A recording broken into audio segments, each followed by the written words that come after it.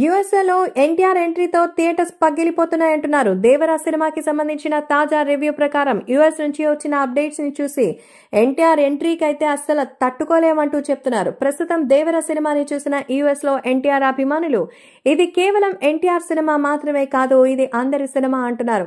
So ముఖ్యంగా 2 తెలుగు రాష్ట్రాల్లో mid night నుంచే సంబరాలు ప్రారంభమవుతాయి. కానీ యుఎస్ లో ఆల్రెడీ టాక్ వచ్చేసింది.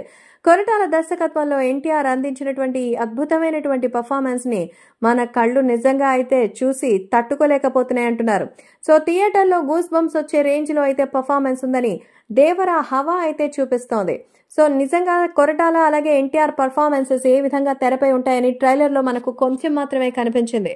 ఎన్టీఆర్ వచ్చే సీన్ అయితే ఈ సినిమాకే మేజర్ హైలైట్ అని ఆ టైంలో వచ్చిన రేర్ రికార్డింగ్ కి మరి సినిమా మరింత హైలైట్ చేసింది. ఎన్టీఆర్ 2 క్యారెక్టర్స్ అయితే ఎరగదీశారు. 1, 2 అని చెప్పడానికి లేదు.